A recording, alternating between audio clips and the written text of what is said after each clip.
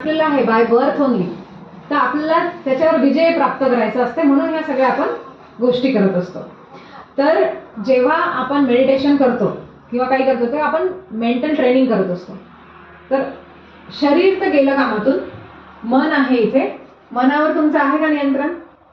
नाही आहे, बरोबर आहे. शरीर, मन, आता तिसरं काय होतं? श्वास.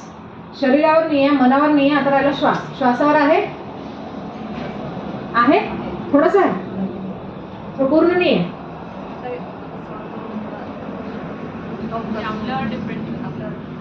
हा, पण तुम्ही कंट्रोल करू शकता का 100%? मी जर का म्हटलं की 4 सेकंदच करायचा, इनहेल करू शकता?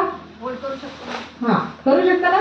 तर ब्रेथ म्हणजे श्वास एक अशी गोष्ट आहे जिच्यावर आपला पूर्ण काय आहे? ताबा आहे. तर आपण जर का श्वासाचा ताबा घेतला तर आपण काय करू शकतो? हे दोन गोष्टी कंट्रोल करू शकतो ना, ट्युनिंग करू शकतो. म्हणजे जर का तुम्ही आता आपण हे बघितलं की श्वास, शरीर आणि मन हे जोडलेले आहे. मन तर गेलं कामातून, डोळेच बंद नाही होऊन राहिले.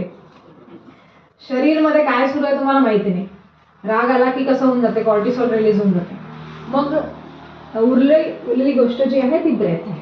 तर जर तुम्ही मग ऋषीमुनींनी म्हटलं जर का तुम्ही प्राणायाम केला तर प्राणायाम मध्ये काय होते की प्राणांचं कंट्रोल होते. तर आपण उज्जय केलं तर काय केलं? 4 second inhale, 4 second hold, 8 second exhale. Cycle किती लांब झाली? 16 सेकंदाची झाली. आणि जर का तुम्ही तसंच श्वास घेऊन बघा किती 4 ते 5 सेकंदात इथून येते, इथून जाते, काही समजते नाही कुठून आला कुठून गेला. बरोबर आहे.